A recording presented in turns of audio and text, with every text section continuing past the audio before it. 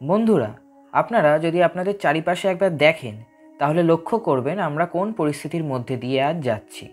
চারিদিকে আজ এত যুদ্ধ, এত মানুষের হাহাকার, এত প্রাকৃতিক বিপর্যয়।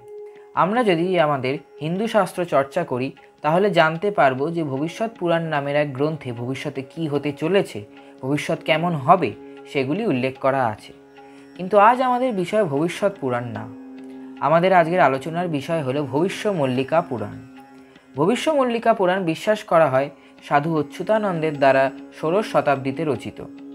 তিনি পঞ্চশাখার নামের 5 বন্ধুর শ্রী অনন্ত দাস, শ্রী যশবন্ত দাস, শ্রী জগন্নাথ দাস, শ্রী বলরাম দাসের একজন ছিলেন।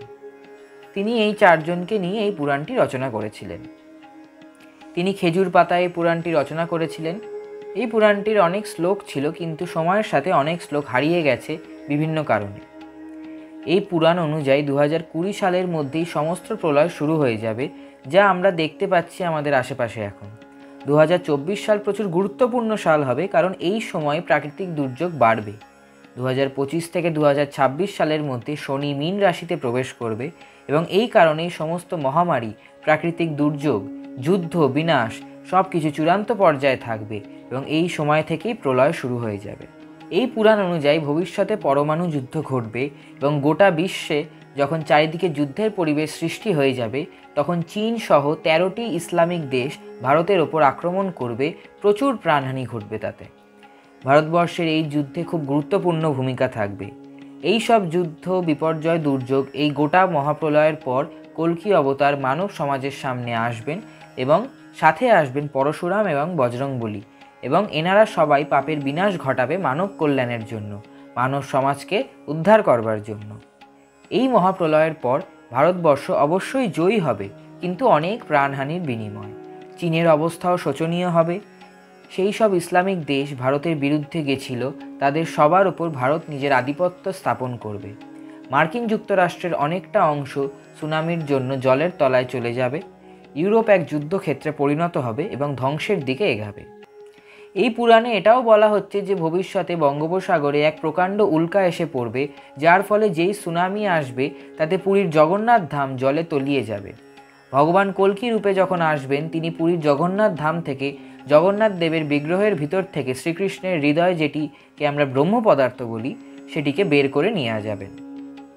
বলা হয় ব্রহ্ম পদার্থ সাধারণ মানুষ চোখে দেখতে পারবেন না। পুরীর জগন্নাথ ধামেই বিধর্মীরা তাদের সেনা নিয়ে আক্রমণ করবে ভবিষ্যতে, এবং এই সময় প্রথমবার সুদর্শন চক্র দেখা যাবে কলিযুগে। পুরীর যিনি শেষ রাজা হবেন, তিনি কলিযুগের পতন দেখে তারপরেই মৃত্যুবরণ করবেন। এবং এই পুরাণ মতে একটা সময় আসবে যখন 7 দিন 7 রাত সারা সংসারে আধার ছেয়ে থাকবে, এবং তখন না সূর্য না চন্দ্র কোনো কিছুর দর্শন পাওয়া যাবে না। এবং এই সময় জঙ্গলের পশুরা শহরে আক্রমণ করবে। কলিযুগের শেষে এমন একটি মহামারী আসবে যার ফলে মানুষের মুখ থেকে রক্ত বেরোতে শুরু করবে, সমস্ত বৈদ্যুতিক যন্ত্র কাজ করা বন্ধ করে দেবে। বন্ধুরা, আপনারা একবার বিচার করে দেখুন যে হয়তো পুরোপুরি এক না হলেও অনেক কিছুর সাথে আপনি মিল পাবেন, যা আপনি আপনার চারিপাশে ঘটতে দেখছেন। ভবিষ্যৎ পুরাণ অনুযায়ী কল্কি অবতারের জন্ম হবে কলিযুগের শেষে, কিন্তু ভবিষ্য মল্লিকা পুরাণ অনুযায়ী কল্কি অবতারের জন্ম হয়ে গেছে তখন, যখন পুরী শহর প্রবল বিপর্যয়ের মুখে পড়বে এবং অনেক প্রাণহানি ঘটবে।